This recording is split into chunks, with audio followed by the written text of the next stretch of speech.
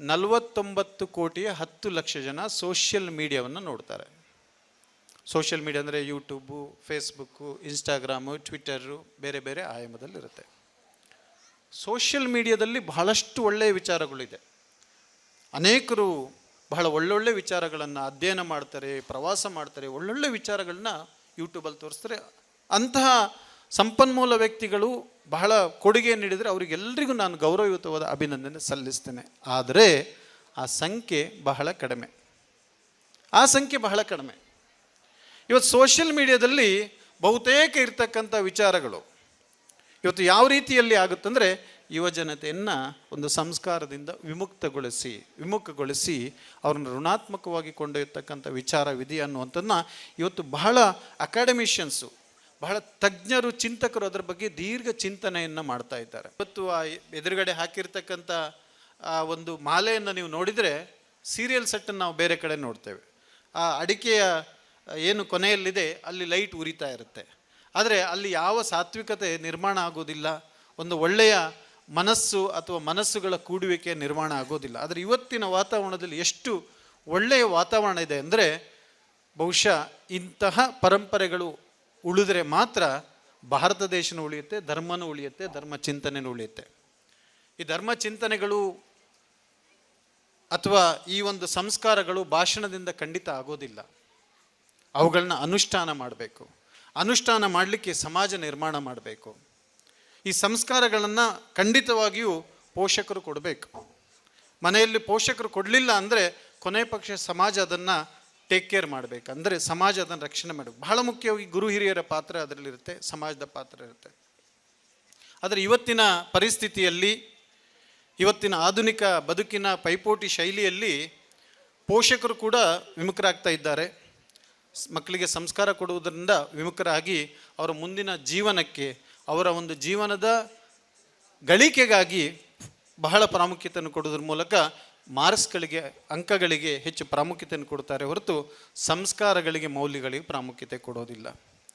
ಇನ್ನು ಶಾಲೆಗಳಿಗೂ ನಾವು ಬಂದರೂ ಕೂಡ ಶಾಲೆಯಲ್ಲೂ ಇವತ್ತು ಟಾರ್ಗೆಟ್ ಕೊಟ್ಟಿದ್ದಾರೆ. ಎಲ್ಲ ಸ್ಟೂಡೆಂಟ್ಗಳು 99 ಬರಬೇಕಂತ ಟೀಚರ್ಸ್ಗೆ ಮ್ಯಾನೇಜ್ಮೆಂಟ್ ಟಾರ್ಗೆಟ್ ಕೊಡ್ತಾರೆ. ಹಾಗಾಗಿ ಅವರ ಫೋಕಸ್ ಕೂಡ ಕೇವಲ ಅಂಕಗಳಿಗಿರುತ್ತೆ. ಸಮಾಜದಲ್ಲೂ ಕೂಡ ಇವತ್ತು ಯಾವ ರೀತಿ ಬಂದಿದೆ ಅಂದರೆ, ಮೌಲ್ಯಗಳಿಗೆ ಮೌಲ್ಯವನ್ನು ಕೊಡ್ತಕ್ಕಂಥ ಮನೋಭಾವನೆ ಕಡಿಮೆ ಆಗಿದೆ. ಈಗ ಏನಾಗುತ್ತೆ ಇಂಥ ಪರಿಸ್ಥಿತಿಯಲ್ಲಿ? ನಾನು ನಿನ್ನೆ ಬ್ಯಾಂಗ್ಳೂರಿಂದ ಬಂದೆ, ಇವತ್ತು ಮಾರ್ನಿಂಗ್ ಬಂದೆ. ಮೊನ್ನೆ ಬ್ಯಾಂಗ್ಳೂರಲ್ಲಿ ನನಗೆ ಆಲ್ಮೋಸ್ಟ್ ಒಂದು 1 o'clockವರೆಗೆ ಒಂದಿಷ್ಟು ಡಿಸ್ಕಷನ್ಸ್ ಇತ್ತು, ಕೆಲವು ವರ್ಕ್ಸ್ ಇತ್ತು. 1:30 ಮೀಟಿಂಗ್ ಎಲ್ಲ ಮುಗಿಯುವಾಗ ಕೆಲವೊಮ್ಮೆ ನಾವು ಕೆಲವು ಯೂನಿವರ್ಸಿಟಿಗಳು, ಕೆಲವು ಅಕಾಡೆಮಿಕ್ಗಳಲ್ಲಿ ನಾವು ಈ ಗ್ರಾಮಾಭಿವೃದ್ಧಿ ಯೋಜನೆ ಬಗ್ಗೆ ಪೂಜ್ಯರು ಮಾಡಿರ್ತಕ್ಕಂಥ ಇಂಥ ಸಮಾಜಮುಖಿ ಕಾರ್ಯಕ್ರಮಗಳ ಬಗ್ಗೆ ಅಧ್ಯಯನ ಮಾಡ್ತಾರೆ. ಫಾರಿನ್ ಯೂನಿವರ್ಸಿಟಿಯವರೆಲ್ಲ ಅಲ್ಲಿ ಡೇ ಇರುತ್ತೆ, ನಮಗೆ ನೈಟ್ ಆಗಿರುತ್ತೆ, ಕೆಲವು ವಿಚಾರ ವಿನಿಮಯಗಳು ಇರುತ್ತೆ. ನೈಟ್ ನಾನು 1:30ಗೆ ಬ್ಯಾಂಗ್ಳೂರಲ್ಲಿ ಸಿಟಿಯಲ್ಲಿ ಬರುವಾಗ, ನಮ್ಮ ಹೋಟೆಲ್ಗೆ ಬರುವಾಗ 1:30ಯಲ್ಲಿ ಮಧ್ಯರಾತ್ರಿ 1:30 ಗಂಟೆಯಲ್ಲಿ ಒಂದಿಷ್ಟು ಪಬ್ಗಳಲ್ಲಿ ದೊಡ್ಡ ಮ್ಯೂಸಿಕ್ಗಳು, ದೊಡ್ಡ ಡ್ಯಾನ್ಸ್ಗಳು ಆಗ್ತಾಯಿದೆ. ಟ್ರಾಫಿಕ್ಗಳಲ್ಲಿ ಫುಲ್ ವೆಹಿಕಲ್ಸ್ಗಳಿದೆ. ಆ ವೆಹಿಕಲ್ಗಳಲ್ಲಿ ಓಡಾಡೋರು ಯಾರು, ಪಬ್ಗಳಲ್ಲಿ ಡ್ಯಾನ್ಸ್ ಮಾಡೋರು ಯಾರು, ಅಲ್ಲಿ ಮದ್ಯಪಾನ ಮಾಡೋರು ಯಾರಂದರೆ ಎಲ್ಲ ಎಳೆ ವಯಸ್ಸಿನ ಯುವಕ ಯುವತಿಯರು. ಇನ್ನೂ ಆಶ್ಚರ್ಯ ಆಗುತ್ತೆ, ಅವರೇನು ಬೆಂಗಳೂರಲ್ಲಿ ಹುಟ್ಟಿ ಬೆಳೆದವರಲ್ಲ. ಅದರಲ್ಲಿ ಬಹುತೇಕರು ಗ್ರಾಮೀಣ ಪ್ರದೇಶದಿಂದ ಹೋದವರಾಗಿದ್ದಾರೆ.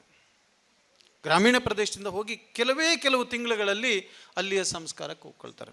ರಾತ್ರಿ 2 ಗಂಟೆವರೆಗೆ, 2 ಗಂಟೆಯಲ್ಲೂ ಕೂಡ ಬೆಂಗಳೂರಿನಲ್ಲಿ ಟ್ರಾಫಿಕ್ ಸಿಗ್ನಲ್ ಆನ್ ಆಗುತ್ತೆ. ಅಷ್ಟು ವೆಹಿಕಲ್ ಓಡಾಡ್ತಾ ಇರುತ್ತೆ.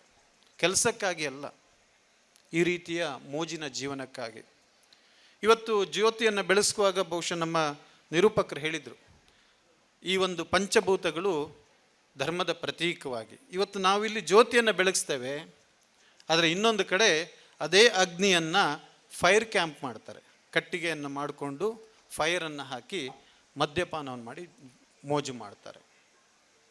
ಇವತ್ತು ಇಲ್ಲಿಯ ಒಂದು ಉದಾಹರಣೆನೇ ನೀವು ತೆಗೆದುಕೊಂಡ್ರು ಕೂಡ, ಇವತ್ತು ನಾರವಿಯ ಈ ಈದು ಪ್ರದೇಶದಲ್ಲಿ ಇಷ್ಟು ಜನ, ಇಷ್ಟು ಮನೆಗಳು ಇವತ್ತು ಸತ್ಯನಾರಾಯಣ ವ್ರತವನ್ನು ಮಾಡಿದ್ದಾರೆ. ಸಂಪತ್ ಸಾಮ್ರಾಜ್ಯ ಸರ್ ಬಹಳ ಅಮೂಲ್ಯವಾದ ಮಾತನ್ನು ಹೇಳಿದರು. ಬೀದರ್ನಿಂದ ಕಾಸರಗೋಡುವರೆಗೆ ಇವತ್ತು ಸತ್ಯನಾರಾಯಣ ವ್ರತಗಳಾಗುತ್ತೆ, ಶನೀಶ್ವರ ವ್ರತಗಳಾಗುತ್ತೆ, ಅಥವಾ ಮಹಾಲಕ್ಷ್ಮಿ ವ್ರತಗಳಾಗುತ್ತೆ. ಯಾಕಂದರೆ ಪೂಜ್ಯರು ಅವತ್ತು ಯೋಚನೆ ಮಾಡಿದರು. ಎಷ್ಟೋ ಜನ ಪೂಜ್ಯರ ಬಳಿ ಬಂದಾಗ ಬಡವರಲ್ಲಿ ಒಂದು ಆಸೆ ಇರುತ್ತೆ, ನಾನೂ ಒಂದು ಸತ್ಯನಾರಾಯಣ ವ್ರತ ಆಗಬೇಕು. ನಮ್ಮ ಅರ್ಚಕರು ಆ ಕಥೆಯನ್ನು ಹೇಳುವಾಗ ಎಂಥವರಿಗೂ ಮನಸ್ಸಾಗುತ್ತೆ ನಾವು ಒಂದು ವ್ರತ ಮಾಡಬೇಕಂತ. ಆದರೆ ಮಾಡಲಿಕ್ಕೆ ಶಕ್ತಿ ಇರೋದಿಲ್ಲ ಅವರಿಗೆ, ಒಬ್ಬೊಬ್ಬರೇ ಮನೆಯಲ್ಲಿ ಮಾಡಲಿಕ್ಕೆ ಶಕ್ತಿ ಇರೋದಿಲ್ಲ. ಹಾಗಾಗಿ ಸಾಮೂಹಿಕ ಸತ್ಯನಾರಾಯಣ ವ್ರತದ ಚಿಂತನೆಯನ್ನು ಪೂಜ್ಯರು ಸುಮಾರು 40 ವರ್ಷದ ಹಿಂದೆ ಪ್ರಾರಂಭ ಮಾಡಿದರು. ಇವತ್ತು ಎಲ್ಲರೂ ಭಗವಂತನಿಗೆ ಬಹಳ ಇಷ್ಟವಾಗುತ್ತೆ ಸಾಮೂಹಿಕ ಸತ್ಯನಾರಾಯಣ ಪೂಜೆ. ಶ್ರೀ ಸತ್ಯನಾರಾಯಣ ಸ್ವಾಮಿಗೆ ನೇರವಾಗಿ ಅರ್ಪಣೆ ಆಗುತ್ತೆ. ಯಾಕಂದರೆ ಅವನು ಬಯಸುವುದೇ ಸಾಮೂಹಿಕವಾಗಿ, ಅದರಲ್ಲೂ ಸಾತ್ವಿಕರ ಸಾಮೂಹಿಕವಾಗಿ ಪೂಜೆ ಮಾಡಿದ್ರು. ಇವತ್ತೆಲ್ಲ ಸಾತ್ವಿಕರು ಇಲ್ಲಿರ್ತಕ್ಕಂಥವ್ರು ಸಾತ್ವಿಕರ ಸಾಮೂಹಿಕವಾಗಿ ಪೂಜೆ ಮಾಡಿದರೆ ಅವನಿಗೆ ನೇರವಾಗಿ ತಲುಪುತ್ತೆ. ಯಾಕಂದರೆ ಆ ಕಥೆಯಲ್ಲಿ ನೀವು ನೋಡ್ಬೋದು, ದನ ಕಾಯುವ ಗೋಪಾಲರ ಪೂಜೆಯನ್ನು ಅತಿ ಹೆಚ್ಚು ಪ್ರೀತಿ ಪಡ್ತಾನೆ, ರಾಜನ ಪೂಜೆ ನೆಕ್ಸ್ಟ್ ಅವನಿಗೆ. ಇವತ್ತು ಎಲ್ಲ ವರ್ಗದವರು, ಜಾತಿ ಧರ್ಮ ಜಾತಿ ಪಂಥಗಳು ಯಾವ ವ್ಯತ್ಯಾಸವಿಲ್ಲದೆ ಇವತ್ತು ಎಲ್ಲ ವರ್ಗದವರು ಸೇರಿಕೊಂಡು ಪೂಜೆ ಮಾಡಲಿಕ್ಕೆ ಒಂದು ದೊಡ್ಡ ವೇದಿಕೆಯನ್ನು ನಿರ್ಮಿಸಿದ್ರಂದರೆ ಅದು ಗ್ರಾಮಾಭಿವೃದ್ಧಿ ಯೋಜನೆ ಮೂಲಕ ಪೂಜ್ಯರು ಸಾಮೂಹಿಕ ಸತ್ಯನಾರಾಯಣ ಮತ್ತು ಇತರೆ ಪ್ರಕ್ರಿಯೆಗಳ ಮೂಲಕ ಮಾಡಿದ್ದಾರೆ. ಇವತ್ತು ನಮ್ಮ ದಕ್ಷಿಣ ಕನ್ನಡ ಉಡುಪಿಯಲ್ಲಿ ಅಥವಾ ನಮ್ಮ ಕರಾವಳಿ ಪ್ರದೇಶದಲ್ಲಿ ಬಹಳ ಹೆಮ್ಮೆಯಿಂದ ನೋಡ್ತೇವೆ. ಯಾಕಂದರೆ ರಾಜ್ಯಾದ್ಯಂತ ನಾವು ಪ್ರವಾಸ ಮಾಡ್ತಾ ಇದ್ದೇವೆ. ರಾಜ್ಯದಲ್ಲಿ ಜನಜೀವನ ಶೈಲಿ ಹೇಗಿದ್ದಾರೆ, ಯುವಕರು ಹೇಗಿದ್ದಾರೆ ಅಂತ. ಇವತ್ತೇನಾದರೂ ಇಲ್ಲಿಷ್ಟು ಸಂಸ್ಕಾರಗಳು ಉಳಿದಿದೆ ಅಂದರೆ ಪೂಜ್ಯ ಕಾವಂದರು ಒಂದೊಂದು ಚಿಂತನೆಯಿಂದ ಮಾಡಿರ್ತಕ್ಕಂಥ ಅದ್ಭುತ ಆ ಅನುಷ್ಠಾನಗಳು ಕಾರ್ಯಕ್ರಮಗಳು ಅನ್ನೋದಕ್ಕೆ ಸಾಕ್ಷೀಭೂತವಾಗಿದೆ. ಇವತ್ತು ಒಂದೊಂದು ವಿಚಾರವನ್ನು ನಾವು ತೆಗೆದುಕೊಂಡ್ರೂ ಕೂಡ ಭಜನಾ ಕಮ್ಮಟದ ಮೂಲಕ ಇವತ್ತು ಕ್ಷೇತ್ರದಿಂದ ಸಾವಿರಾರು ಭಜನಾ ತಂಡಗಳು ನಿರ್ಮಾಣವಾಗಿದೆ. ಆ ಭಜನಾ ತಂಡಗಳು ಇವತ್ತು ಕೂಡ ಭಜನಾ ಪ್ರಾಕ್ಟೀಸನ್ನು ಮಾಡಿರೋದ್ರಿಂದ ಬಾರ್ ಆ್ಯಂಡ್ ಪಬ್ಬಿಗೆ ಹೋಗ್ತಕ್ಕಂಥ ಯುವಕರ ಪಡೆ ಇವತ್ತು ಭಜನೆ ಮಾಡ್ತಾ ಇದೆ.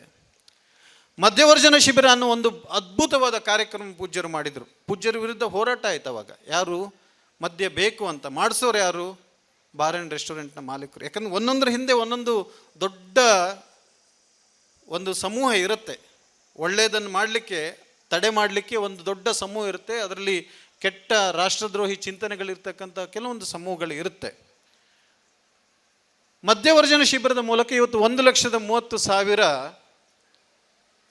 ಜನರು ಇವತ್ತು ಅತ್ಯಂತ ಸಾತ್ವಿಕ ಜೀವನ ಮಾಡ್ತಾ ಇದ್ದಾರೆ, ಒಳ್ಳೆಯ ಜೀವನ ಮಾಡ್ತಾರೆ. ಅದರಲ್ಲಿ 80% ಯುವಕರಿದ್ದಾರೆ. ಇವತ್ತು ಯುವಕರನ್ನು ನಾವು ಎಂಗೇಜ್ ಮಾಡಿಲ್ಲ ಅಂದರೆ, ಭಾರತ ದೇಶದಲ್ಲಿ 149 ಕೋಟಿ ಜನಸಂಖ್ಯೆ ಇದೆ. ಇವತ್ತು ಎಂಗೇಜ್ ಮಾಡಿಲ್ಲ ಅಂದರೆ ಅವರು ವಿಮುಖರಾಗ್ತಾರೆ. ಸಂಪತ್ ಸಾಮ್ರಾಜ್ಯ ಸರ್ ಒಂದು ರೂಟ್ ಸೆಟ್ನ ಬಗ್ಗೆ ಹೇಳಿದರು.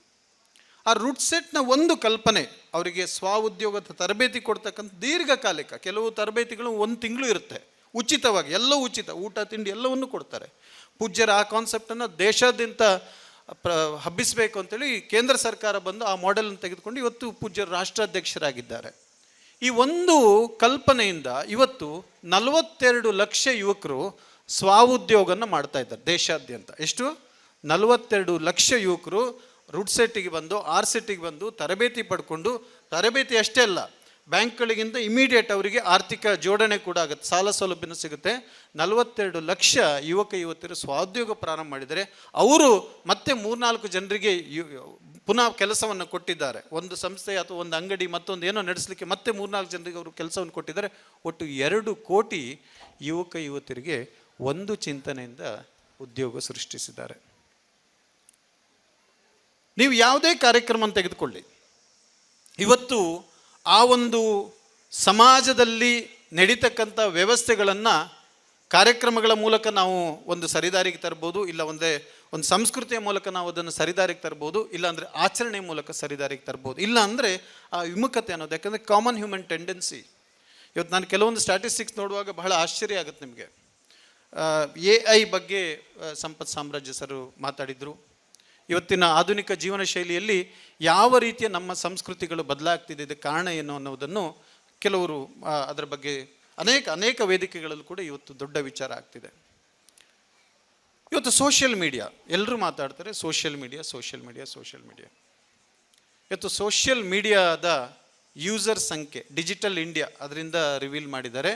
ಭಾರತ ದೇಶದಲ್ಲಿ 49 ಕೋಟಿಯ 10 ಲಕ್ಷ ಜನ ಸೋಷಿಯಲ್ ಮೀಡಿಯಾವನ್ನು ನೋಡ್ತಾರೆ.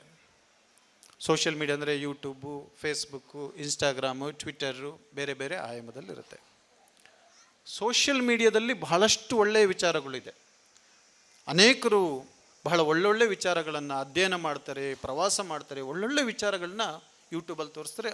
ಅಂತಹ ಸಂಪನ್ಮೂಲ ವ್ಯಕ್ತಿಗಳು ಬಹಳ ಕೊಡುಗೆ ನೀಡಿದರೆ ಅವರಿಗೆಲ್ಲರಿಗೂ ನಾನು ಗೌರವಯುತವಾದ ಅಭಿನಂದನೆ ಸಲ್ಲಿಸ್ತೇನೆ. ಆದರೆ ಆ ಸಂಖ್ಯೆ ಬಹಳ ಕಡಿಮೆ, ಆ ಸಂಖ್ಯೆ ಬಹಳ ಕಡಿಮೆ.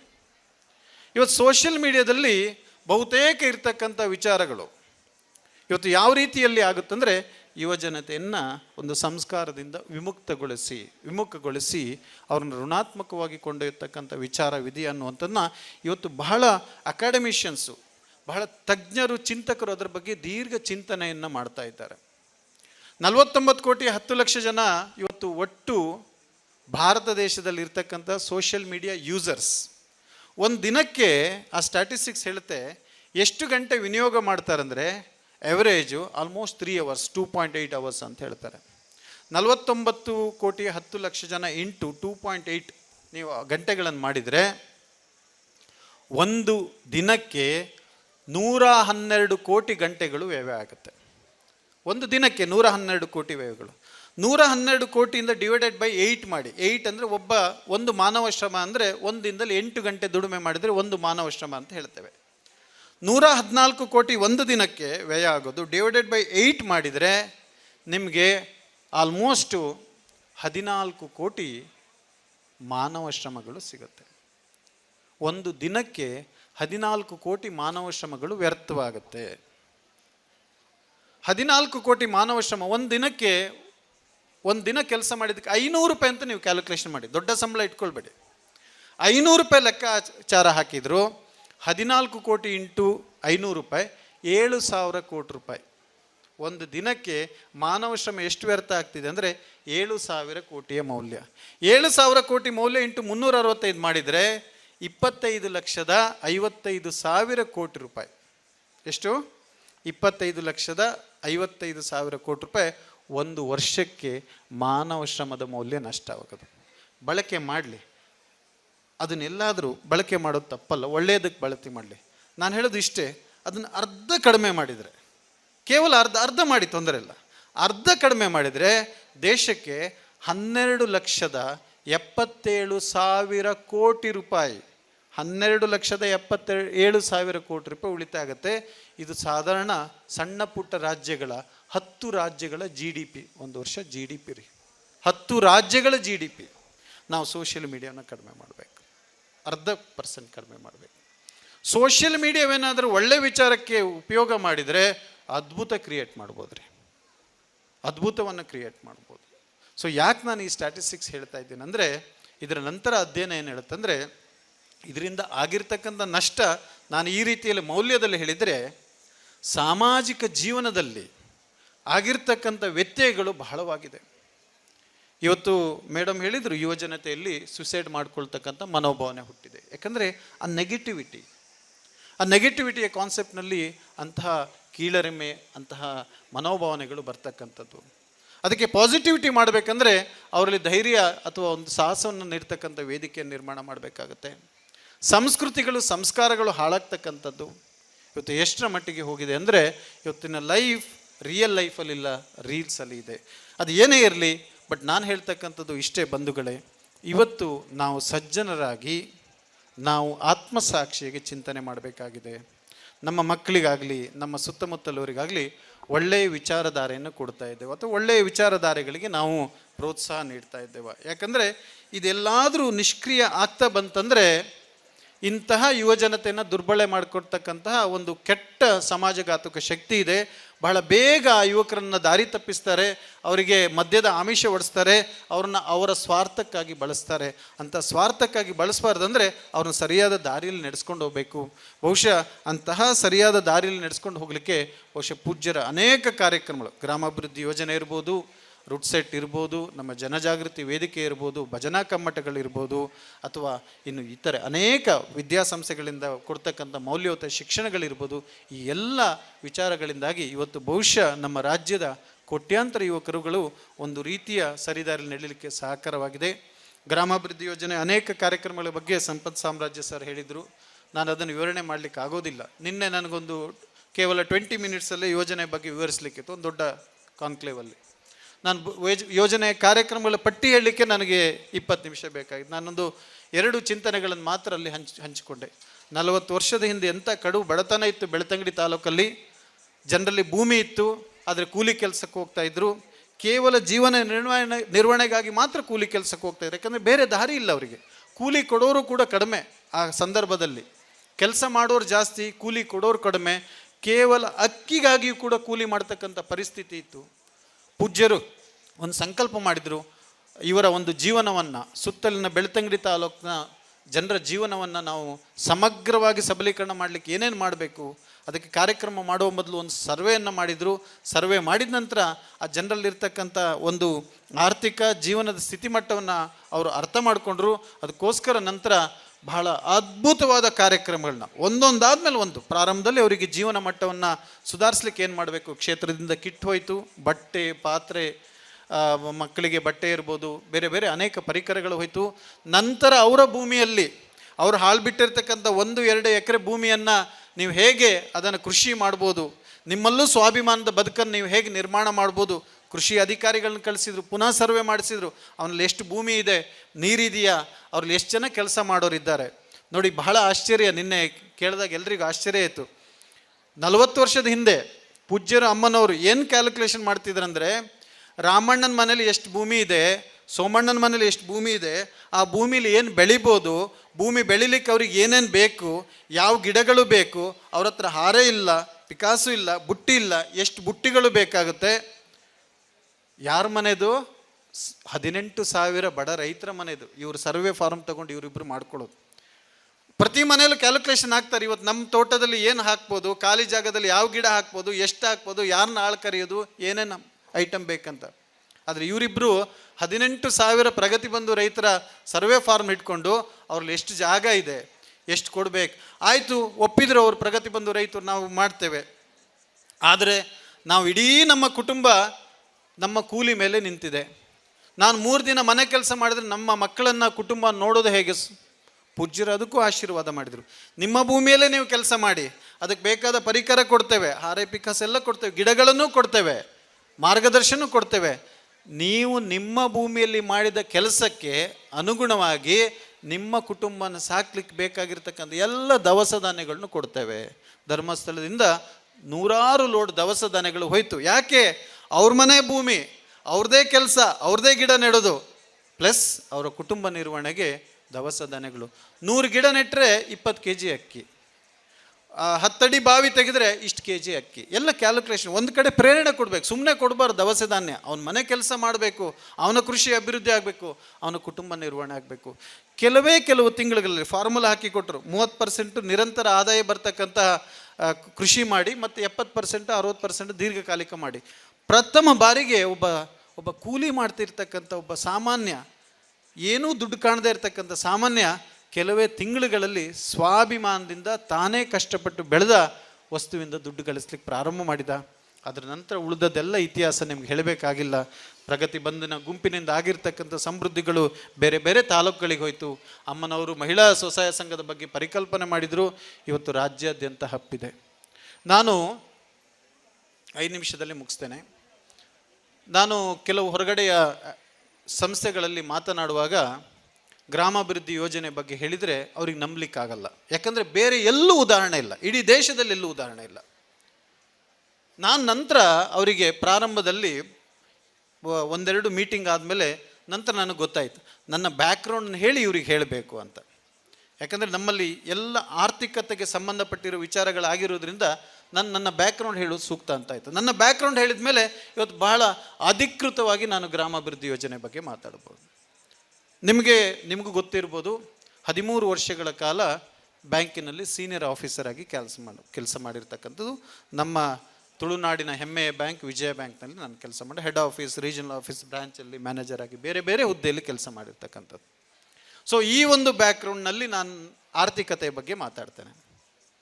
ನಾನು ನಬಾರ್ಡ್ ಇರ್ಬೋದು, ಬೇರೆ ಬೇರೆ ಸಂಸ್ಥೆಗಳು ನಮ್ಮನ್ನು ಅಧ್ಯಯನ ಮಾಡಿದ್ದೇವೆ. ಇವತ್ತು ಶ್ರೀಲಂಕಾ ದೇಶ ಕೂಡ ನಮ್ಮನ್ನು ಅಧ್ಯಯನ ಮಾಡಿದೆ. ಆ ದೇಶ ಏನಾದರೂ ಆರ್ಥಿಕತೆಯಿಂದ ಸಂಕಷ್ಟದಿಂದ ಹೊರಬರಬೇಕಂದ್ರೆ ಗ್ರಾಮಾಭಿವೃದ್ಧಿ ಯೋಜನೆಯೇ ಮಾದರಿ ಅನ್ನೋದನ್ನು ಅಲ್ಲಿಯ ದೇಶ ಒಪ್ಕೊಂಡಿದೆ. ಕೆಲವೇ ದಿನಗಳಲ್ಲಿ ಅದನ್ನ ಅನುಷ್ಠಾನ ಮಾಡ್ತಾರೆ ಅವರು. That's the different issues. But ನಾವು ಈ ರೀತಿಯ ಮಾತುಕತೆ ಮಾಡುವಾಗ ಅವ್ರಿಗೆ ನಾನು ಹೇಳಿದರೆ ನಂಬೋದಿಲ್ಲ. ಯಾವುದನ್ನು ನಂಬೋದಿಲ್ಲ?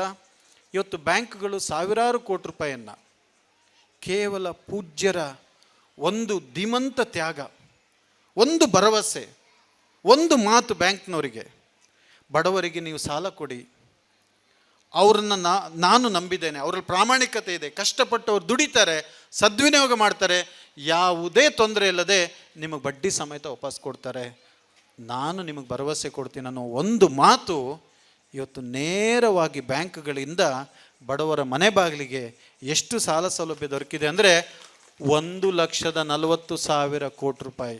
ಇಲ್ಲಿವರೆಗೆ ಸಿಕ್ಕಿರ್ತಕ್ಕಂಥ ಮೊತ್ತ 1,40,40,000 ಕೋಟಿ ರೂಪಾಯಿ. 1,40,40,000 ಕೋಟಿ ರೂಪಾಯಿಂದ ಆಸ್ತಿ ನಿರ್ಮಾಣ ಆಗಿದ್ದೇನೆಂದರೆ 14 ಲಕ್ಷ ಕೋಟಿ ರೂಪಾಯಿ. 14 ಲಕ್ಷ ಕೋಟಿ ರೂಪಾಯಿ ಆಸ್ತಿ ನಿರ್ಮಾಣ ಆಗಿದೆ. ನಾನು ಇಲ್ಲೆಲ್ಲ ಪ್ರವಾಸ ಹೋಗೋಕೆ ಹೇಳ್ತಾರೆ, ಇದು ನಮ್ಮ ಪ್ರಗತಿ ಬಂದು ಇವ್ರ ತೋಟ, 2 ಎಕರೆ ತೋಟ, ಇದು ಅವ್ರ ತೋಟ. ಇವತ್ತು ಆಗಿರ್ತಕ್ಕಂಥ ಸ್ವಾಉದ್ಯೋಗಗಳು, ಇವತ್ತು ಆಗಿರ್ತಕ್ಕಂಥ ಸಂಪನ್ಮೂಲಗಳು, ಮಕ್ಕಳ ವಿದ್ಯಾಭ್ಯಾಸ, ಸಾಮಾಜಿಕ ಪರಿವರ್ತನೆ ಮೌಲ್ಯ ಕಟ್ಟಲಿಕ್ಕಾಗಲ್ಲ. ಆರ್ಥಿಕ ಮೌಲ್ಯವನ್ನು ನಾನು ಒಂದು ಸಣ್ಣ ಲೆಕ್ಕಾಚಾರದಲ್ಲಿ ಹೇಳಿರ್ತಕ್ಕಂಥದ್ದು. ಮತ್ತು ಅವ್ರಿಗೆ ವಿವರಣೆ ಮಾಡ್ತೇನೆ, ಹಾಂ ಇದು ಆಯಿತು, ಇದೆಲ್ಲ ನಿಮ್ಮ ಎಕನಾಮಿಕ್ ಸ್ಟ್ಯಾಟಿಸ್ಟಿಕ್ಸ್ ಆಯಿತು, ಹೇಗೆ ಸಾಲ ಸೌಲಭ್ಯ ಕೊಡ್ತಾರೆ? ಬಹಳ ಸರಳವಾಗಿ ಒಂದು ಸ್ವಸಹಾಯಕ ಸಂಘದ ಒಂದು ಮಾದರಿಯಲ್ಲಿ, ಈ ಒಂದು ಗ್ರಾಮಾಭಿವೃದ್ಧಿ ಯೋಜನೆ ವ್ಯವಸ್ಥೆಯಲ್ಲಿ ಇವತ್ತು ಬ್ಯಾಂಕ್ಗಳು ನೇರವಾಗಿ ಸಾಲ ಸೌಲಭ್ಯ ಕೊಡ್ತಾರೆ. ಸೆಕ್ಯೂರಿಟಿ ಏನು ಇಡ್ತೀರಿ ಕೇಳ್ತಾರೆ, ಮಾರ್ಗೇಜ್ ಇಡ್ತೀರಾ? ಯಾಕಂದರೆ ಬ್ಯಾಂಕಲ್ಲಿ ನಾವಿರುವಾಗ ನಾನು ಪಟ್ಟಿ ಕೊಡ್ತಾ ಇದ್ದೆ, ಯಾವುದೇ ಸಾಲ ಕೊಡೋದಾದ್ರೆ, ಒಂದು ಹೌಸಿಂಗ್ ಲೋನ್ ಬೇಕಂದರೆ, ಒಂದು 3 ಲಕ್ಷ ಸಾಲ ಹೌಸಿಂಗ್ ಲೋನ್ ಬೇಕಂದ್ರೆ ನಾನೊಂದು ಪಟ್ಟಿ ಕೊಡ್ತಾ ಇದ್ದೆ. 17 ಅಂಶಗಳು ಇತ್ತು ಅದರಲ್ಲಿ, 17 ಪಟ್ಟಿಗಳಲ್ಲಿ 1, 2, 3 ಅವನ ಮನೆದು ಎಲ್ಲ ಬೇಕು. RTC 911 conversion, EC for 15 years, plus ಅವನಿಗೆ ಎಷ್ಟು ಆದಾಯ ಇದೆ. ಆದಾಯ ಸುಮ್ಮನೆ ಬಾಯಲ್ಲಿ ಹೇಳಿದರೆ ಆಗಲ್ಲ, IT ರಿಟರ್ನ್ ಬೇಕು, ಇನ್ಕಮ್ ಟ್ಯಾಕ್ಸ್ ರಿಟರ್ನ್ ಬೇಕು, ಇಲ್ಲಾಂದರೆ ತಹಶೀಲ್ದಾರಿಂದ ಸರ್ಟಿಫಿಕೇಟ್ ಬೇಕು. ಆದಾಯ ನೀವು ಸ್ಕಾಲರ್ಶಿಪ್ಪಿಗೆ ಮಕ್ಳಿಗೆ ಕೊಡೋ 11,000 ಆಗೋದಿಲ್ಲ. ಅವನ ಜೀವನ ನಿರ್ವಹಣೆಗೆ ಪ್ಲಸ್ ಈ ಸಾಲ ಕಟ್ಟಲಿಕ್ಕೆ 3 ಲಕ್ಷನ 4 ಲಕ್ಷನ 5 ಲಕ್ಷನ ಅವನಿಗೆ ವಾರ್ಷಿಕ ಆದಾಯ ತೋರಿಸ್ಬೇಕು, IT ರಿಟರ್ನ್ ಬೇಕು. ಅವನ ಜಾಮೀನು ನೀಡೋದು ನನಗೆ ಆದಾಯ ಬೇಕು, ಅವ್ರದ್ದು IT ರಿಟರ್ನ್ ಬೇಕು. ಇವರಿಬ್ಬರದು ಸಿಬಿಲ್ ಕರೆಕ್ಟಾಗಿರಬೇಕು. ಹಳೇದು ಯಾವುದೋ ಕೃಷಿ ಸಾಲ ಅದೆಲ್ಲ ಇದ್ರಿಲ್ಲ. ಇದು ಆದ ಮೇಲೆ ಮತ್ತು KYC ಬೇಕು, ಬ್ಯಾಂಕ್ ಟ್ರಾನ್ಸಾಕ್ಷನ್ಸ್ಗಳು ಬೇರೆ ಬೇರೆ ಬೇರೆ ನಾನು ಕೊಡ್ತೇನೆ. ಆ 17 ಪಟ್ಟಿಯನ್ನು ನೋಡಿದ ಕೂಡಲೇ ನನ್ನ ಬ್ರಾಂಚಿಗೆ 100 ಜನ ಬರ್ತಿದ್ರೆ ಸಾಧಾರಣ ನಾನು ಹೇಳೋದು 85 ಜನ ಆ ಪಟ್ಟಿಯನ್ನಲ್ಲೇ ಬಿಟ್ಟು ಹೋಗ್ತಿದ್ರು. ಜೀವಮಾನದಲ್ಲಿ ಅವ್ರ ಹತ್ರ ತರಲಿಕ್ಕೆ ಸಾಧ್ಯ ಇಲ್ಲ ಅದನ್ನು. ಇನ್ನು ಉಳಿದವರು ಒಂದು 5 ಜನ ಮನೆಗೆ ಫೋನ್ ಮಾಡಿ ಕೇಳ್ತುಂಟು, ಅದುಂಟಾ ಇದುಂಟಾ. ಆಯ್ತು, ಅದನ್ನು ಸಂಗ್ರಹಿಸಿ ಬಂದರೆ ಕೂಡಲೇ ನಾವು ಲೋನ್ ಕೊಡೋದಿಲ್ಲ. ಅವ್ರನ್ನ ಎಲ್ಲಿಗೆ ಕಳಿಸ್ತಾ ಇದ್ದು? ಬ್ಯಾಂಕಿನ ಲಾಯರಿಗೆ ಕಳಿಸ್ತಾ ಇದ್ದು. ನೀವು ಅದನ್ನು ಲೀಗಲ್ ವೆರಿಫೈ ಮಾಡಬೇಕಂತ. ಅವ್ರ ಜನ್ಮ ಜಾಲಾಡಿಸ್ಬಿಡ್ತಿದ್ರು. ಯಾಕಂದರೆ ಅವ್ರ ಹತ್ರ ಏನೋ ಇದ್ದರೂ ಅದ್ರಲ್ಲಿ ತಪ್ಪು ಇರ್ತಿತ್ತು, ಅಥವಾ ಅದರ ಹಿಂದಿನ ಸರ್ಟಿಫಿಕೇಟ್ಗಳು ಇರ್ತಿರಲಿಲ್ಲ. ಕೊನೆಗೆಲ್ಲಾದರೂ ಒಂದು 10 ಜನ ಟ್ರೈ ಮಾಡಿದ್ರು, 100ರಲ್ಲಿ 2 ಲೋನ್ ಸಿಕ್ತಿತ್ತೋ ಇಲ್ಲೋ ನನಗೆ ಗೊತ್ತಿಲ್ಲ. ಯಾಕಂದರೆ ಬ್ಯಾಂಕ್ ಅದನ್ನು ಮಾಡಲೇಬೇಕು. ಬ್ಯಾಂಕ್ ಅಂದರೆ ಸಾರ್ವಜನಿಕರ ಠೇವಣಿಯಿಂದ ಸಾಲ ಕೊಡ್ತಕ್ಕಂಥದ್ದು, ಅದು RBIನ ನಿಯಮ. ಅದರಿಂದಾಗಿ ಇವತ್ತು ಆರ್ಥಿಕತೆ ಇಷ್ಟು ಉಳ್ಕೊಂಡಿದೆ. ಆದರೆ ಆ 98 ಜನನ, ಆ 98 ಜನ ವಾಪಸ್ ಹೋದವ್ರ ಕತೆ ಏನು? ಅವ್ರ ಕತೆ ಯೋಚನೆ ಮಾಡಿ. ಎಲ್ಲಿಂದ ಅವ್ರು ಸಾಲ ತೆಗೆದುಕೊಳ್ಬೇಕು? ಆಯಿತು, ಬ್ಯಾಂಕಲ್ಲಿ ಇಲ್ಲ ಅಂದರೆ ಬೇರೆ ಎಲ್ಲಿ ಸಾಲ ತೆಗೆದುಕೊಳ್ಬೇಕು? ಫೈನಾನ್ಸಲ್ಲಿ ತೆಗೆದುಕೊಳ್ಬೇಕು. ಫೈನಾನ್ಸಲ್ಲಿ ಸಾಲ ತೆಗೆದುಕೊಳ್ಳಲಿಕ್ಕೆ ಏನು ಮಾಡಬೇಕು? ಚೆಕ್ ಏನೋ ಕೊಡ್ತಾರೆ, ತೊಂದರೆ ಇಲ್ಲ, ಸಾಲ ಸಿಗ್ತದೆ. ದೊಡ್ಡ ಪ್ರಮಾಣದ ಕೊಡೋದಿಲ್ಲ. 3 ಲಕ್ಷ ಯಾರು ಫೈನಾನ್ಸಲ್ಲಿ ಕೊಡೋದಿಲ್ಲ. ಫೈನಾನ್ಸಲ್ಲಿ ಕೊಟ್ಟರೆ 25,000 50,000 ಕೊಡ್ತಾರೆ. ಬಡ್ಡಿ ಎಷ್ಟು? 36%. ಮೊನ್ನೆ ಕರ್ನಾಟಕ ರಾಜ್ಯ ಸರ್ಕಾರ ಸುಗ್ರೀವಾಜ್ಞೆ ಹೊರಡಿಸುವ ಮೊದಲು ನಮ್ಮ ಎಲ್ಲ ಸಂಸ್ಥೆಗಳ ಪಟ್ಟಿಯನ್ನು ತೆಗೆದುಕೊಂಡ್ರು. ಎಲ್ಲ ಸಂಸ್ಥೆಗಳ ಪಟ್ಟಿಯನ್ನು ತೆಗೆದುಕೊಂಡ್ರು. ಅಲ್ಲಿ MFI ರಿಜಿಸ್ಟರ್ ಮೈಕ್ರೋ ಫೈನಾನ್ಸಿಂದು ಬಡ್ಡಿ 36% ಇದೆ ಇವತ್ತು. 36, 30, 32, 26ವರೆಗೆ ಬಂತು. ಕೆಳಗೆ ಬಾಟಮಲ್ಲಿದ್ದದ್ದು ಬ್ಯಾಂಕ್ಗಳಿಂದ ಗ್ರಾಮಾಭಿವೃದ್ಧಿ ಯೋಜನೆ ಮೂಲಕ ಕೊಡ್ತಕ್ಕಂಥ ಸಾಲದ ಬಡ್ಡಿ ದರ 13.5% ಬಾಟಮ್. ಅದರ ನೆಕ್ಸ್ಟ್ ಇರುವುದು ಸಂಸ್ಥೆ ನೋಡಿದರೆ ಬಹಳ ಅಜಗಜಾಂತರ ಇದೆ. ನೆಕ್ಸ್ಟ್ ಇರೋ ಸಂಸ್ಥೆ 22 ಮೇಲೆ ಶುರುವಾಗತ್ತೆ, 23 ಇದರಲ್ಲಿ. ಯಾಕಿದು ಸಾಧಾಯಿತು? ನಾನು ಹೇಳಿದ್ನಲ್ಲ, 98 ಜನ ಎಲ್ಲಿಗೆ ಹೋಗ್ಬೇಕಂದ್ರೆ ಫೈನಾನ್ಸಿಗೆ ಹೋಗಬೇಕು. ಫೈನಾನ್ಸಲ್ಲಿ 30% ಕೊಡಬೇಕು. ಅವನ್ನೆಲ್ಲಾದರೂ 1 ಲಕ್ಷಕ್ಕೆ 30% ಕೊಟ್ಟು ಸ್ವಉದ್ಯೋಗ ಮಾಡಿದ, ಒಂದು ಅಂಗಡಿ ಹಾಕ್ಕೊಂಡ ಅಂದರೆ ಅವನ ಮಾರ್ಜಿನ್ ಅಂದರೆ ಲಾಭ 50% ಇರಬೇಕು, ಅಥವಾ 40% ಇರಬೇಕು. ಯಾಕಂದ್ರೆ 30% ಬಡ್ಡಿ ಕೊಡಬೇಕಲ್ಲ. 1 kg ಸಕ್ಕರೆ ಅವ್ರು ಎಷ್ಟಕ್ಕೆ ಮಾರಬೇಕಂದ್ರೆ, ಸಕ್ಕರೆ ಎಷ್ಟಕ್ಕೆ ತಂದಿದ್ದು ನಾವು 30 ರೂಪಾಯಿ ಸಕ್ಕರೆ ಹೋಲ್ಸೇಲ್ ಪ್ರೈಸ್ ತಂದರೆ ಇವನು 60 ರೂಪಾಯಿನ 50 ರೂಪಾಯಿಗೆ ಮಾರಬೇಕು, ಯಾಕಂದರೆ 30% ಬಡ್ಡಿ ಕಟ್ಟಬೇಕು. ಪಕ್ಕದ ಅಂಗಡಿಯವ್ರು ಕಡಿಮೆಯಲ್ಲಿ ಮಾರುವಾಗ ಇವನ ವ್ಯಾಪಾರ ಇದಾಗುತ್ತೆ. ಪ್ಲಸ್ ಮೋರ್ ಓವರ್ ಸಣ್ಣ ಪ್ರಮಾಣದ ಮೊತ್ತಗಳಿಂದ ಯಾವ ಉದ್ಯೋಗಗಳನ್ನು ಯಾವ ಆರ್ಥಿಕ ಚಟುವಟಿಕೆ ಮಾಡಲಿಕ್ಕಾಗಲ್ಲ, ಕೈಯಲ್ಲಿ ಖಾಲಿ ಮಾಡ್ಕೊಳ್ತಾರೆ ಮತ್ತು ಸಾಲ ಕಟ್ಟಲಿಕ್ಕಾಗಲ್ಲ. ಒಂದೇ ಬ್ಯಾಂಕ್ ಇಲ್ಲ ಮೈಕ್ರೋ ಫೈನಾನ್ಸ್. ಹಾಗಾಗಿ ಪೂಜ್ಯರು ಒಂದು ಪ್ರಾರಂಭ ಮಾಡಿದರು, ಒಂದು ವ್ಯವಸ್ಥೆ ಬೇಕು, ಬಡವರಿಗೆ ಸುಲಭವಾಗಿ ಸಿಗಬೇಕು, ಆದರೆ ಕಡಿಮೆ ಬಡ್ಡಿ ದರ ಇರಬೇಕು. ಮೈಕ್ರೋ ಫೈನಾನ್ಸನ್ನು ತಪ್ಪಂತ ಹೇಳಲ್ಲ, ಯಾಕಂದ್ರೆ ಅವ್ರು ಹೇಳ್ತಾರೆ ನಾವು ರಿಸ್ಕ್ ತಗೊಳ್ತೇವೆ, ನಮ್ಮ ಆ ರಿಸ್ಕ್ ಅಷ್ಟಿದೆ ನಮಗೆ, ಅದಕ್ಕೆ ನಾವು ಬಡ್ಡಿ ದರ ವಿಧಿಸಲೇಬೇಕು, ನಮ್ಮ ಖರ್ಚಿದೆ ಅಂತ ಹೇಳ್ತಾರೆ. ಸೊ ಇದೇ ಒಂದು ಅದ್ಭುತ ಪರಿಕಲ್ಪನೆ ಪೂಜ್ಯರದು. ಬ್ಯಾಂಕಿನಿಂದ ಸಾಲ, ಆದರೆ ಬ್ಯಾಂಕಿನ ಎಲ್ಲ ನಿಯಮಗಳು ಬೇಡ, ನಿಮ್ಮ ಲೀಗಲ್ ಒಪಿನಿಯನ್ ಬೇಡ, ಆಸ್ತಿ ಅಡಮಾನ ಇಡೋದು ಬೇಡ, ಭದ್ರತೆ ಇಡೋದು ಬೇಡ, ಗ್ಯಾರಂಟಿ ಬೇಡ, ಇನ್ಕಮ್ ಟ್ಯಾಕ್ಸ್ ರಿಟರ್ನ್ ಬೇಡ, ಸಿಬಿಲ್ ಬೇಡ, ಇಂಜಿನಿಯರ್ ವ್ಯಾಲ್ಯೂಯೇಷನ್ ರಿಪೋರ್ಟ್ ಬೇಡ. ಲಾಯರ್ ಅಷ್ಟೆಲ್ಲ, ಇಂಜಿನಿಯರು ವ್ಯಾಲ್ಯೂಯೇಷನ್ ಮಾಡಬೇಕು, ಮತ್ತು ಅದಕ್ಕೆ 10,000 ರೂಪಾಯಿನ ಬಡವರು ಖರ್ಚು ಮಾಡೋದು ಬೇಡ. ಇದೆಲ್ಲ ಪ್ರೊಸೀಜರ್ ತೆಗೀರಿ, ನಾನು ನಿಮಗೆ ಭರವಸೆ ಗ್ಯಾರಂಟಿ ಕೊಡ್ತೇನೆ, ಬಡವರು ಪ್ರಾಮಾಣಿಕರಿದ್ದಾರೆ, ಇದು ಯಾವುದು ತೆಗೆದುಕೊಳ್ಬೇಡಿ, ಒಂದು ಆಧಾರ್ 1 ರೂಪಾಯಿ ಖರ್ಚಲ್ಲಿ ಅವ್ರಿಗೆ ಸಾಲ ಕೊಡ್ರಿ. ಒಂದೇ ಒಂದು ಮಾತು ಪೂಜ್ಯರದು. ಇವತ್ತು 3 ಲಕ್ಷ ರೂಪಾಯಿನ ಪಡಿಲಿಕ್ಕೆ ನನ್ನ ಮಾತೆಯರಿಲ್ಲಿದ್ದಾರೆ, ಎಷ್ಟು ಖರ್ಚು ಮಾಡಬೇಕಂದ್ರೆ ಒಂದೇ 1 ರೂಪಾಯಿ ಆಧಾರದ ಜೆರಾಕ್ಸ್ ಕೊಟ್ಟರೆ ಸಾಕು, 15 ದಿನದೊಳಗೆ ಸಾಲ ಸ್ಯಾಂಕ್ಷನ್ ಆಗುತ್ತೆ. ಮೈಕ್ರೋ ಬಚತ್ ಭೀಮಾ ಜ್ಯೋತಿ ಅಂತಿದೆ, ಅವರಿಗೆ ಅದು ಆರ್ಥಿಕ ಉಳಿತಾಯ ಮಾಡ್ತಕ್ಕಂಥ, ಜೀವ ಭದ್ರತೆ ಕೊಡ್ತಕ್ಕಂಥ ಒಂದು ವ್ಯವಸ್ಥೆ. ಅವ್ರದ್ದು ಮನೆ ಅಡಮಾನ ಇಡಬೇಕಾಗಿಲ್ಲ, ಕೃಷಿ ಭೂಮಿ ಅಡಮಾನ ಇಡಬೇಕಾಗಿಲ್ಲ, ಅವ್ರದ್ದು ಆದಾಯ ಪತ್ರ ಕೊಡಬೇಕಾಗಿಲ್ಲ, ಯಾವ ಸೆಕ್ಯೂರಿಟಿ ಕೊಡಬೇಕಾಗಿಲ್ಲ, ಇನ್ನು ಚಾರ್ಟೆಡ್ ಅಕೌಂಟಿಂದ ಹೋಗಿ IT ರಿಟರ್ನ್ ಮಾಡ್ಕೊಂಡು ಬರಬೇಕಾಗಿಲ್ಲ, ತಹಶೀಲ್ದಾರಿಂದ ಇನ್ಕಮ್ ಸರ್ಟಿಫಿಕೇಟ್ ಮಾಡ್ಕೊಂಡು ಬರಬೇಕಾಗಿಲ್ಲ, ಎನ್ಕಂಬರೆನ್ಸ್ ಸರ್ಟಿಫಿಕೇಟ್ ಕೊಡಬೇಕಾಗಿಲ್ಲ, 911 ಕೊಡಬೇಕಾಗಿಲ್ಲ, ಲಾಯರ್ ಹತ್ರ 10,000 ಬಾರಿ ಓಡಾಡಬೇಕಾಗಿಲ್ಲ, ಇಂಜಿನಿಯರ್ ಹತ್ರ ವ್ಯಾಲ್ಯೂಯೇಷನ್ ಮಾಡ್ಲಿಕ್ಕೆ ಹೋಗಬೇಕಾಗಿಲ್ಲ, ಯಾವ ಸಿಬಿಲ್ ಬೇಡ, ಸಿಬಿಲ್ ಮುಂದೆ ಬರ್ಬೋದು, ಇದು ಯಾವುದೂ ಇಲ್ಲ. ಕೇವಲ ಒಂದು ಆ್ಯಪನ್ನು ಕೊಟ್ಟಿದ್ದೇವೆ. ಇವತ್ತು ಅಂತಾರಾಷ್ಟ್ರೀಯ ಮಟ್ಟದ ಟೆಕ್ನಾಲಜಿಯನ್ನು ಗ್ರಾಮಾಭಿವೃದ್ಧಿ ಯೋಜನೆ ಹೊಂದಿದೆ. ISO 27001 ಪಡೆದುಕೊಂಡ ದೇಶದಲ್ಲಿ ಒಂದೇ ಒಂದು ಚಾರಿಟೇಬಲ್ ಟ್ರಸ್ಟ್ ಇದ್ದರೆ ಅದು ಗ್ರಾಮಾಭಿವೃದ್ಧಿ ಯೋಜನೆ. ಜಸ್ಟ್ ನಮ್ಮ ಪಾಲುದಾರ ಬಂಧುಗಳು ಒಂದು ಕ್ಲಿಕ್ ಮಾಡಿದರೆ ಸಾಕು, ಅವ್ರ ಸಾಲ ನೇರ ಸರ್ವರಿಗೆ ಬರುತ್ತೆ, ನಮ್ಮ ಕಾರ್ಯಕರ್ತರು ಬರ್ತಾರೆ, ನೇರವಾಗಿ ಬ್ಯಾಂಕಿಂದ ಬಿಡುಗಡೆ ಆಗುತ್ತೆ, ಅವ್ರ ಅಕೌಂಟಿಗೆ ಬೀಳುತ್ತೆ, ವಿನಿಯೋಗ ಮಾಡ್ತಾರೆ. 15 ದಿನದೊಳಗೆ ಆಗ್ತಕ್ಕಂಥ ಪರಿಸ್ಥಿತಿ, 15 ದಿನದಲ್ಲಿ ಆಗ್ತಕ್ಕಂಥದ್ದು.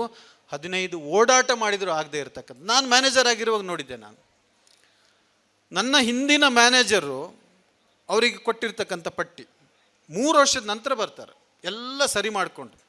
ಆ ಲಾಯರ್ ಕೊಟ್ಟ ಇವರು ಸ್ಕೆಚ್ಚಲ್ಲಿ ನೋಡುವಾಗ ಆ ಸ್ಕೆಚ್ಚು ರಾಮಣ್ಣನ ಬೌಂಡ್ರಿ ಅಂತ ಹಾಕಿರ್ತಾರೆ, ಉತ್ತರಕ್ಕೆ ರಾಮಣ್ಣನ ಮನೆ ಇರೋದು ದಕ್ಷಿಣಕ್ಕೆ ಸ್ಕೆಚ್ಚಲ್ಲಿ, ಆ್ಯಕ್ಚುಲಿ ಇರೋದು ಬೇರೆ. ನಮ್ಮ ಇನ್ಸ್ಪೆಕ್ಷನ್ಗೆ ಹೋದಾಗ ಗೊತ್ತಾಯ್ತದು, ಅದನ್ನು ಚೇಂಜ್ ಮಾಡಲಿಕ್ಕಾಗತ್ತಾ? ಸೊ ಈ ರೀತಿಯ ದುರಸ್ತಿ ಮಾಡಿ 3 ವರ್ಷ ಸತತ ಹೋರಾಟ ಮಾಡಿ ಕೊನೆಗೆ ಬ್ಯಾಂಕ್ ಸಾಲ ತಗೊಂಡಿದ್ದಾರೆ. ಎಷ್ಟು ಖರ್ಚಾಯ್ತು ಅಂದರೆ ಒಂದು 60,000 ರೂಪಾಯಿ ಖರ್ಚಾಗಿದೆ. ಇವತ್ತು 15 ಸರಿ ಓಡಾಟ ಮಾಡ್ತಕ್ಕಂಥ ಕೆಲಸ ಕೇವಲ 15 ದಿನದಲ್ಲಿ ಅದೇ ಬ್ಯಾಂಕಿಂದ, ಬೇರೆ ಎಲ್ಲಿಂದನೂ ಕೊಡೋದಲ್ಲ, ಅದೇ ಬ್ಯಾಂಕಿಂದ ಸಾಲ ಕೊಡ್ತಕ್ಕಂಥ ಒಂದೇ ಒಂದು ಪೂಜ್ಯರ ತ್ಯಾಗ. ಇವತ್ತು ಪೂಜ್ಯರು ಯಾಕೆ ಮಾಡಬೇಕು? ಇವತ್ತು ಲಕ್ಷಾಂತರ ಬಡವರಿಗೆ ಯಾಕೆ ಮಾಡಬೇಕು?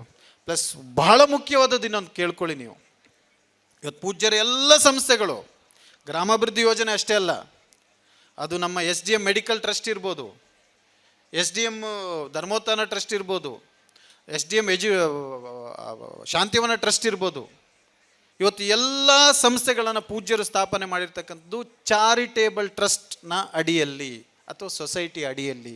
ಇವತ್ತು ಧರ್ಮಸ್ಥಳದ ಯಾವ ಸಂಸ್ಥೆಗಳಲ್ಲೂ ಕಮರ್ಷಿಯಲ್ ಇಲ್ಲ, ಲಾಭದಾಯಕ ಮಾಡ್ತಕ್ಕಂಥದ್ದು ಇಲ್ಲ. ಈವನ್ ಸಿರಿ ಕೂಡ ನಾಟ್ ಫಾರ್ ಪ್ರಾಫಿಟ್